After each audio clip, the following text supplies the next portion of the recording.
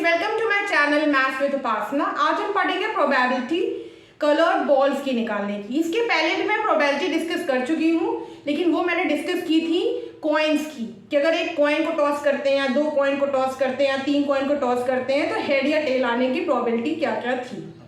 ये मैं डिस्कस कर चुकी हूँ अपने प्रीवियस वीडियो में। अगर आपको वो वीडियो देखना हो तो लिंक डिस्क्रिप्शन में दिया गया है। फिलहाल आज मैं डिस्कस करूँगी प्रोबेबिलिटी कलर्ड बॉल्स की।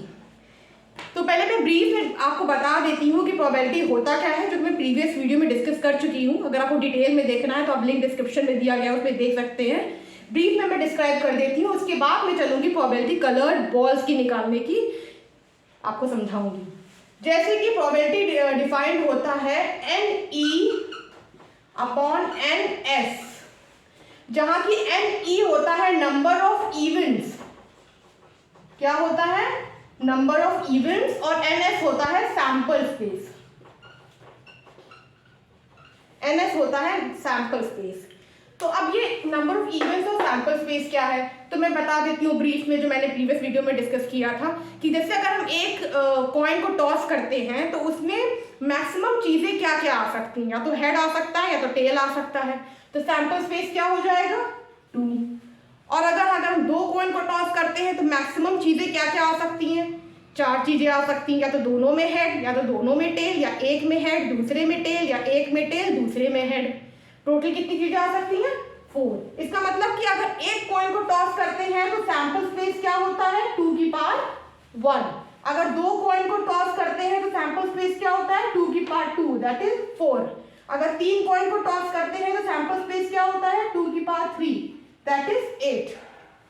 इस तरीके से हम सैंपल स्पेस निकालते थे। सैंपल स्पेस का बस सिंपल सा मतलब यही है कि टोटल पॉसिबल चीजें क्या क्या हो सकती हैं, टोटल पॉसिबल वेज क्या क्या हो सकती हैं। कि अगर एक कॉइन को टॉस किए तो दो चीजें पॉसिबल है, हेड या टेल।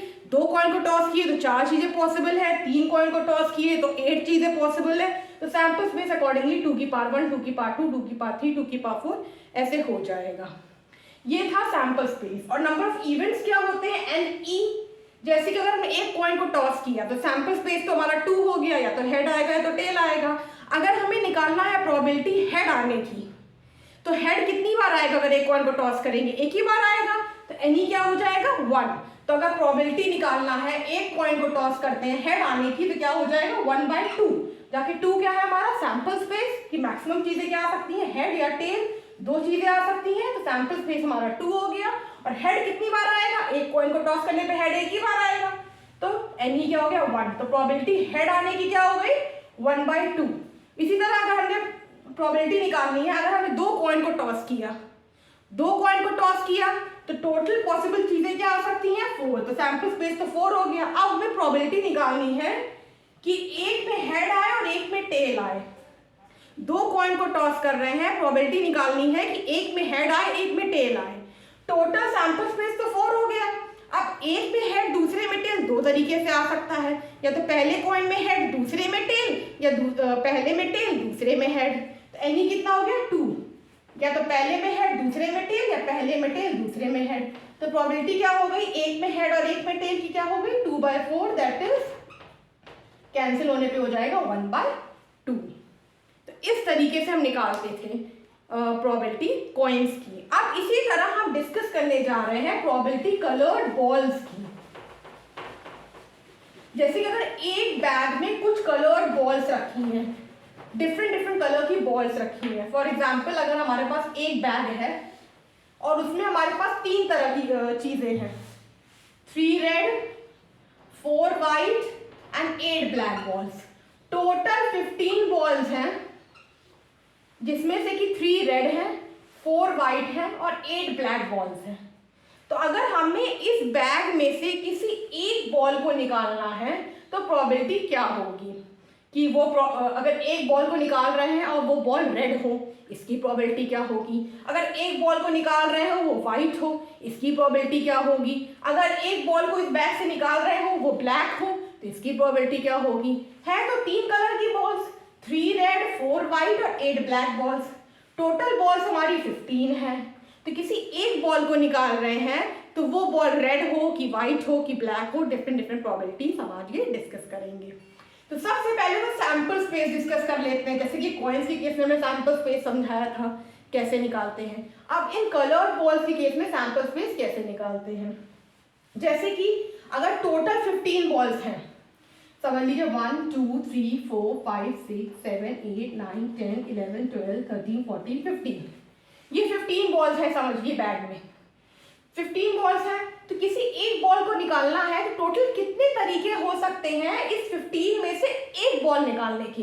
हो सकता है हम ये बॉल निकालें, हो सकता है ये बॉल निकालें, या ये बॉल निकालें, या ये बॉल निकालें, या ये बॉल निकालें। तो इस तरीके से टोटल कितने तरीके हो सकते हैं एक बैग जिसमें 15 बॉल्स है एक बॉल निकालने के। टोटल 15 वेज हो सकते हैं, या कह सकते हैं 15C1 वेज हो सकते हैं। 15C1 भी हमारा कितना होता है, 15 होता है। एक बैग जिसमें 15 बॉल्स हैं उसमें कितने तरीके होंगे एक बॉल निकालने के। हो सकता है ये बॉल निकाले, या ये बॉल, या ये बॉल, या ये बॉल, या ये बॉल, या ये बॉल, या ये बॉल। इसका मतलब 15 तरीके होंगे एक बॉल निकालने के, या कह सकते हैं 15C1 वेज। उसी तरह अगर हमने एक बैग में से 2 बॉल्स को निकालनी है, ये बैग है टोटल 15 बॉल्स हैं इसमें, अब इस बैग में से 2 बॉल को निकालना है तो टोटल कितने वेज हो सकते हैं। हो सकता है हम ये 2 बॉल निकालें, या हो सकता है ये 2 बॉल निकालें, या हो सकता है ये 2 बॉल निकालें, या हो सकता है ये और ये बॉल निकालें, या हो सकता है ये और ये बॉल निकालें, या ये और ये बॉल निकालें। तो इस तरीके से टोटल कितने तरीके हो सकते हैं, कितने वेज हो सकते हैं इस 15 बॉल्स में से 2 बॉल्स को निकालने के। तो कितने वेज हो जाएंगे, 15C2 वेज। 15 में से 2 बॉल निकालने के 15C2 वेज हो जाएंगे। एक बॉल को निकालने कितने वेज थे, 15C1। 2 बॉल को निकालने कितने वेज होंगे, 15C2। 3 बॉल को निकालने कितने वेज होंगे, 15C3। तो इस तरीके से सैंपल स्पेस हो गया कि अगर 15 बॉल्स हैं एक बॉल को निकाल रहे हैं तो 15C1 हमारा सैंपल स्पेस हो जाएगा। 2 बॉल निकाल रहे हैं तो 15C2 हमारा सैंपल स्पेस हो जाएगा। 3 बॉल को निकाल रहे हैं तो 15C3 हमारा सैंपल स्पेस हो जाएगा। तो ये हो गया। अब ये 15C1, 15C2, 15C3 ये क्या है, ये भी मैं प्रीवियस वीडियो में डिस्कस कर चुकी हूँ। NCR ये होता है नंबर ऑफ वेज n चीज़ों में से R चीज़ों को सेलेक्ट करने के। जैसे हमारे पास n चीज़ें हैं, जैसे यहाँ पे n क्या था 15, उसमें से किसी R चीज़ों को सेलेक्ट करना है तो कितने वेज होंगे उस n में से R चीज़ों को सेलेक्ट करने की। तो वो होता है NCR, जिसका फॉर्मूला होता है factorial n upon factorial n minus r into factorial r। ये फॉर्मूला होता है NCR का, factorial n upon factorial n minus r into factorial r। अब इसको समझ लेते हैं।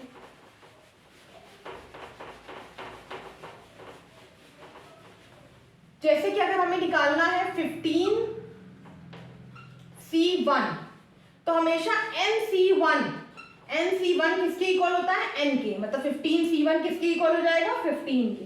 उसी तरह अगर हमें निकालना है 15C2 तो क्या फॉर्मूला था, n फैक्टोरियल मतलब 15 factorial upon n minus r factorial मतलब 15 माइनस 2 मतलब 13 फैक्टोरियल इंटू r फैक्टोरियल मतलब 2 फैक्टोरियल। इसको सॉल्व करेंगे तो 15C2 की वैल्यू आ जाएगी और पता चल जाएगा कि कितने पॉसिबल वेज होंगे 15 में से किसी 2 बॉल को निकालने के।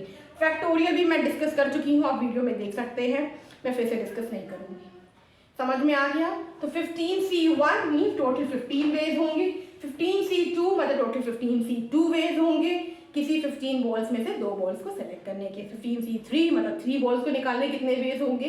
तो ये हो गया हमारा सैंपल स्पेस जो मैंने डिस्कस कर लिया। अब हम डिस्कस करते हैं कि अगर हम इसको मैं साइड में लिख देती हूँ,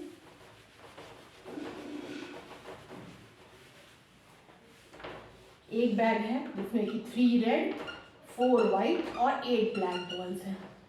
टोटल कितनी बॉल्स हैं, 15। अब किसी एक बॉल को हम निकाल रहे हैं और वो बॉल हमारी क्या होनी चाहिए, रेड। मीन प्रोबेबिलिटी निकालना है उस एक बॉल को निकाल रहे हैं 15 बॉल्स में से और वो बॉल कैसी हो, रेड। तो सैंपल स्पेस तो कितना हो गया, 15C1 दैट इज 15। अब वो बॉल रेड हो तो रेड बॉल्स है कितनी, 3।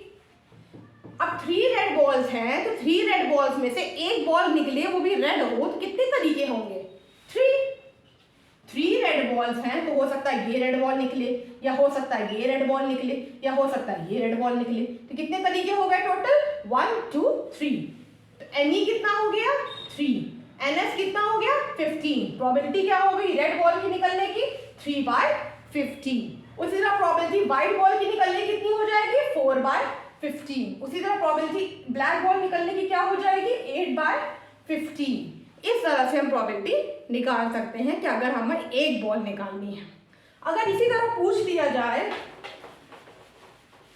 कि प्रोबेबिलिटी निकालो कि उसमें से रेड निकले या वाइट निकले, रेड भी हो सकती है वाइट भी हो सकती है, दोनों की प्रोबेबिलिटीज प्लस कर दो।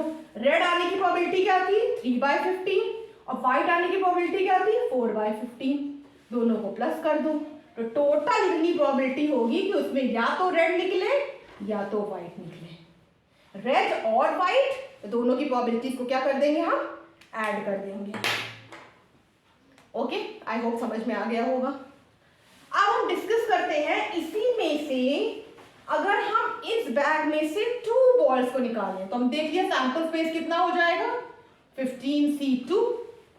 15C2 वेज में हम किसी 2 बॉल को निकाल सकते हैं एक बैग में से, जिसमें कि टोटल बॉल्स हमारी कितनी है?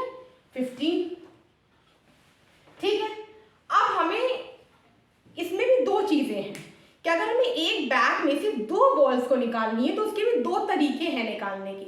या तो हम रैंडमली निकाल सकते हैं या तो हम साइमल्टेनियसली निकाल सकते हैं। 2 तरीके हैं। रैंडमली का मतलब क्या होता है और साइमल्टेनियसली का मतलब क्या होता है?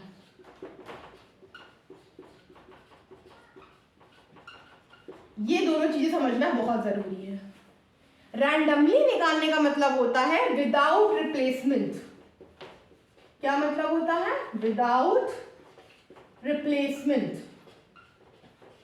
और साइमल्टेनियसली का मतलब होता है विथ रिप्लेसमेंट। अब इसको समझ लेते हैं डिटेल में। अगर हमने किसी बैग में जिसमें कि 15 बॉल्स हैं, जिसमें कि 3 रेड 4 व्हाइट और 8 ब्लैक बॉल्स हैं, हमें 2 बॉल्स निकालनी है तो या तो हम 2 बॉल्स को हम रैंडमली निकाल सकते हैं या तो साइमल्टेनियसली निकाल सकते हैं। रैंडमली पहले हम डिस्कस करते हैं। रैंडमली निकालने का मतलब है कि हम ऐसा कर सकते हैं कि हमने एक बॉल निकाली, पहले टोटल 15 बॉल्स थी बैग में, हमने एक बॉल निकाली तो अब कितनी हो गई? 14। फिर हमने दूसरी बॉल निकाली, अब कितनी हो गई? 13। मतलब हर बार सैंपल स्पेस क्या होगा? एक कम होता जाएगा। मतलब स्टार्टिंग में सैंपल स्पेस हमारा स्टार्टिंग में टोटल बॉल्स कितनी थी हमारी बैग में? 15 थी। उसमें से एक बॉल निकाला, अब उस बॉल को वापस नहीं रख रहे हैं, विदाउट रिप्लेसमेंट, उसको रिप्लेस नहीं कर रहे हैं। अब हम दूसरी बॉल निकाल रहे हैं। एक बॉल निकाला, स्टार्टिंग में टोटल बॉल्स बैग में 15 थी, अब एक निकाल लिया, अब उसमें कितनी बॉल्स हो गई? 14। अब उस 14 में से हम दूसरी बॉल निकाल रहे हैं।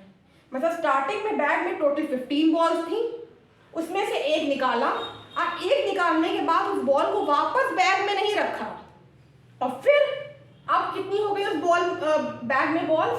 14 हो गई। अब उस 14 में से हम दूसरी बॉल को निकालेंगे।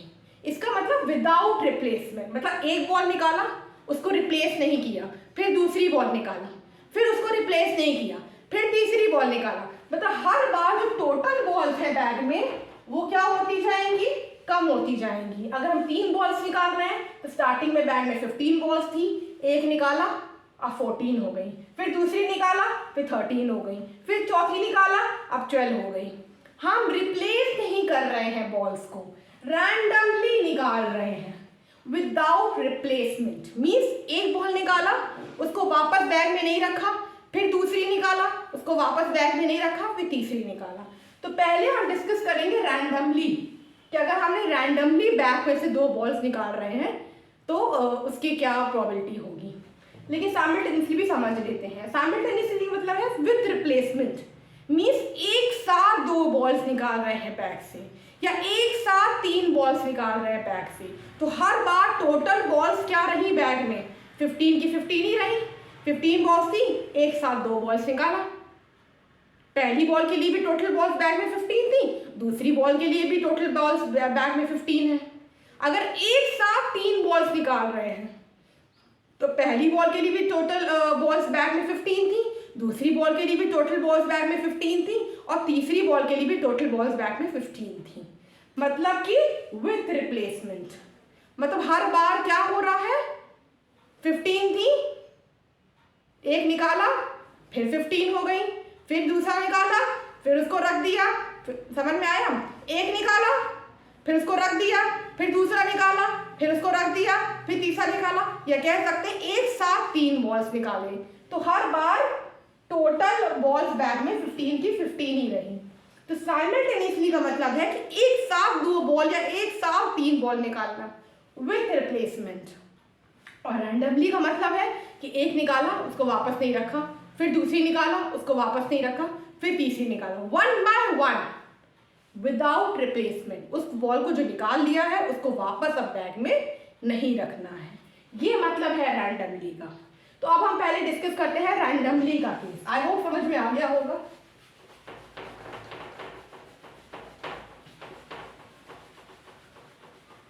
ठीक, तो अगर हम एक 2 बॉल्स को निकाल रहे हैं बैग में से, तो टोटल सैंपल स्पेस कितना हो गया, 15C2 हो गया। टोटल सैंपल स्पेस तो 15C2 हो गया। अब अगर हम 2 बॉल्स निकाल रहे हैं, वो भी रैंडमली निकाल रहे हैं, मीन्स विदाउट रिप्लेसमेंट, अब हमें प्रोबेबिलिटी निकालनी है कि उस 2 बॉल्स में दोनों की दोनों क्या हो, रेड हो, दोनों की दोनों क्या हो, रेड हो। तो टोटल सैंपल स्पेस कितना हो गया, 15C2। 15 में से 2 बॉल्स निकालने कितने तरीके हो गए, 15C2। अब वो दोनों रेड हो, तो रेड बॉल्स कितनी है, 3। अब 3 रेड में से वो 2 बॉल कितनी हो, रेड हो, 3C2 वेज होंगे कि वो 2 बॉल्स निकले, वो कितनी हो, रेड हो। तो प्रोबेबिलिटी क्या होगी, 3C2/15C2। 15 में से 2 बॉल निकाल रहे हैं, टोटल वेज 15C2 हो गए। 3 रेड में से 2 निकाले और दोनों रेड हो, 3C2 वेज हो गए, दोनों को डिवाइड कर दिया तो प्रोबेबिलिटी आ गई। या एक तरीका और है निकालने का, हम क्या कर सकते हैं, 1 by 1 निकाल सकते हैं बिना इस C को यूज करें। जैसे कि स्टार्टिंग में टोटल बॉल 15 थी, सैंपल स्पेस हमारा 15 था, उसमें से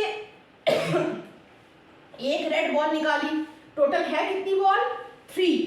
तो एक बॉल निकाली और वो रेड हो, कितने तरीके हो सकते हैं, 3। अब एक बॉल निकाल लिए, अब टोटल बॉल्स कितनी हो गई बैग में, 14। अब हम दूसरी बॉल निकालने जा रहे हैं, अब टोटल बॉल्स कितनी हो गई बैग में, 14। एक रेड निकल चुकी है, 3 रेड में से एक रेड निकल गई, अब कितनी रेड है, 2। अब उस 2 रेड में से जो निकले वो रेडी हो, कितने तरीके हो सकते हैं, 2। समझ में आया, मतलब कि स्टार्टिंग में टोटल बॉल्स बैग में 15 थी, ठीक है, उसमें से जो निकले वो रेड हो पहली बॉल, तो 3 रेड थी, अब तीनों में से या तो ये 3 रेड हैं, हो सकता है ये निकले या ये निकले या ये निकले, कितने तरीके हो गए, 3/15 हो गया। अब एक बॉल निकल गई, तो अब टोटल बॉल्स कितनी हो गई बैग में, 14। अब एक उसमें से रेड निकल चुकी है, तो अब रेड बॉल्स कितनी हो गई, 2। अब उसमें से जो दूसरी निकले वो भी रेड हो, पहली भी रेड थी दूसरी भी रेड हो, तो हो सकता है ये रेड निकले या ये रेड निकले, कितने तरीके हो गए, 2। या तो हम इस तरह निकाल सकते हैं या तो हम इस तरह निकाल सकते हैं, दोनों को सॉल्व करेंगे, दोनों का आंसर सेम आएगा। 3/15 × 2/14 कर सकते हैं, या 3C2/15C2 इसको सॉल्व कर सकते हैं, दोनों की आंसर क्या आ जाएगा, सेम आ जाएगा। आई होप समझ में आ गया होगा। अब इसी तरह अगर हमें निकालना है प्रोबेबिलिटी,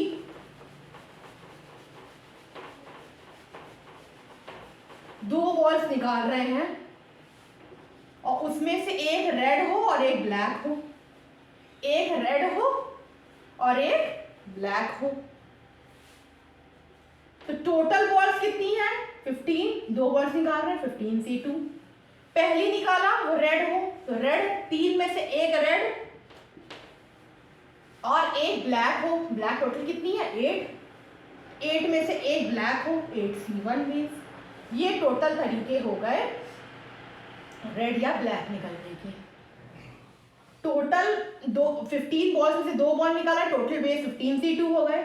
पहली रेड हो, रेड है कितनी, 3 रेड है, तो हो सकता है ये रेड निकले या ये रेड निकले या ये रेड निकले, कितने तरीके हो गए, 3C1, 3 में से एक। उसी तरह 8 ब्लैक है, एक ब्लैक निकले, तो 8C1 बेस होगा। तो इस तरीके से निकाल सकते हैं, एक रेड हो जाएगी ब्लैक, या इस तरह से निकाल सकते हैं। टोटल स्टार्टिंग में 15 थी, उसमें से पहली रेड निकले, रेड है कितनी 3/15। अब एक निकल गई तो अब कितनी हो गई 14। अब जो दूसरी निकले वो ब्लैक हो, ब्लैक है कितनी 8। अब एक चीज और इसमें देखनी होगी कि हमने बोला है कि एक रेड होनी चाहिए, एक ब्लैक होनी चाहिए। अगर हम दो बॉल निकाल रहे हैं तो हो सकता है पहली रेड हो दूसरी ब्लैक हो, या हो सकता है पहली ब्लैक हो दूसरी रेड हो। दो तरीके हो सकते हैं ना, तो इसीलिए इंटू 2 फैक्टोरियल, हो सकता है पहली रेड दूसरी ब्लैक हो, या हो सकता है पहली ब्लैक दूसरी रेड हो, इसीलिए 2 फैक्टोरियल से मल्टीप्लाई कर देंगे। 2 फैक्टोरियल की वैल्यू क्या होती है 2 ही होती है, इसमें 2 एडिशनल आ गया। यहाँ पे हमने 2 फैक्टोरियल क्यों नहीं किया, क्योंकि इसमें ऑलरेडी इसको सॉल्व करेंगे तो ये 2 फैक्टोरियल इंक्लूडेड है। ठीक है, जब हम इस तरह से करेंगे तो एडिशनल हमें 2 फैक्टोरियल करना पड़ेगा, लेकिन इसमें नहीं करेंगे क्योंकि ये 2 फैक्टोरियल इसमें इंक्लूडेड है। तो जब इस तरह सॉल्व करेंगे तो इंटू 2 फैक्टोरियल कर देंगे, इस तरह करेंगे तो इसमें 2 फैक्टोरियल नहीं करेंगे, इसमें ऑलरेडी 2 फैक्टोरियल इंक्लूडेड है। इन दोनों को सॉल्व करेंगे तो आंसर क्या आएगा, सेम ही आएगा। उसी तरह अगर हमें निकालने को कह दिया जाए, जैसे हमने कहा कि पहली एक रेड हो एक ब्लैक हो, अब कह दिया जाए पहली रेड ही हो और दूसरी ब्लैक ही हो, तो इसमें भी वही तरीके से सॉल्व करेंगे। 3/15 इंटू 8/14, 15 टोटल थी, उसमें से रेड निकले तो 3/15, फिर अब 14 हो गई, अब ब्लैक निकले तो 8/14। अब इसमें बोल दिया है पहली रेड ही हो और दूसरी ब्लैक ही हो, मतलब कि पहली ब्लैक और दूसरी रेड, ये वाला केस कंसिडर करना ही नहीं है। तो इस केस में 2 फैक्टोरियल जो है वो नहीं करेंगे, बस यही आंसर आ जाएगा 3/15 इंटू 8/14। क्यों, क्योंकि इसमें कह दिया है, ऑलरेडी मेंशन कर दिया गया है कि पहली रेड ही होनी चाहिए और दूसरी ब्लैक ही होनी चाहिए। ठीक है, तो इस केस में 2 फैक्टोरियल हम मल्टीप्लाई नहीं करेंगे। अब हम इस केस में ये वाला नहीं कर सकते हैं, ये जो प्रीवियस केस में किया था। क्यों, क्योंकि इसमें ऑलरेडी 2 फैक्टोरियल क्या है, 2 फैक्टोरियल क्या है इंक्लूडेड है, तो इसीलिए हम सिर्फ ये चीज निकालेंगे। या हो सकता है ये निकालें तो 2 फैक्टोरियल इसमें क्या कर दें, डिवाइड कर दें। लेकिन अब ये इसको देखिए ही मत, जब ऑलरेडी मेंशन कर दिया जाए कि पहली रेड ही हो दूसरी ब्लैक ही हो, या पहली रेड ही हो दूसरी वाइट ही हो, तो हम इस तरह से सॉल्व करेंगे और उसमें 2 फैक्टोरियल 3 फैक्टोरियल ये नहीं मल्टीप्लाई करेंगे। क्यों, क्योंकि हमें अरेंजमेंट्स नहीं देखने हैं, red and black, black and red, क्योंकि ऑलरेडी ये मेंशनड है। तो इस केस में हम सी वाला नहीं यूज करेंगे क्योंकि उसमें ऑलरेडी अरेंजमेंट आ जाता है, इसमें सिर्फ इस तरह से सॉल्व करेंगे। अब एक बनता है कि अगर प्रोबेबिलिटी निकालना है कि दो बॉल्स निकालें और दोनों सेम कलर की हों, या तो दोनों रेड हो, या तो दोनों वाइट हो, या तो दोनों ब्लैक हो। प्रोबेबिलिटी निकालना है कि हम दो बॉल्स को निकाल रहे हैं और वो दोनों बॉल्स सेम कलर की हो, या दोनों रेड हो, या दोनों वाइट हो, या दोनों ब्लैक हो। तीन ही कलर की बॉल्स ही हैं उसमें। तो कैसे निकालेंगे प्रोबेबिलिटी, तो टोटल 15 में से दो बॉल्स निकाल रहे हैं तो 3C2, दोनों रेड है तो रेड है कितनी 3 में से दो रेड हो जाए, या वाइट कितनी है 4 में से दो वाइट हो जाए, या ब्लैक कितनी है 8 में से दो ब्लैक हो जाए। ये क्या आ जाएंगे टोटल पॉसिबल वेज कि दोनों रेड हो, या दोनों वाइट हो, या दोनों ब्लैक हो, या कह सकते हैं दोनों सेम कलर की हो।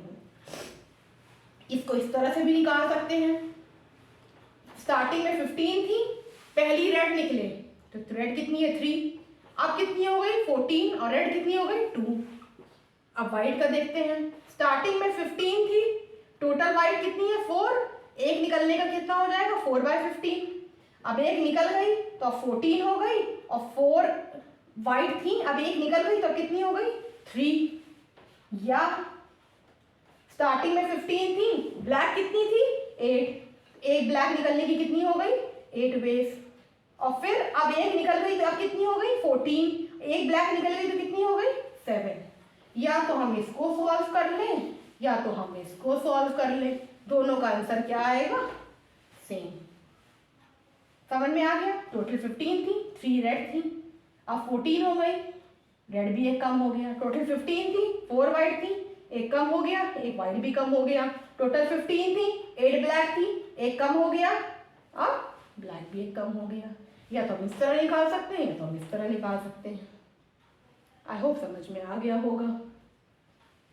ठीक है, तो ये चीजें थी।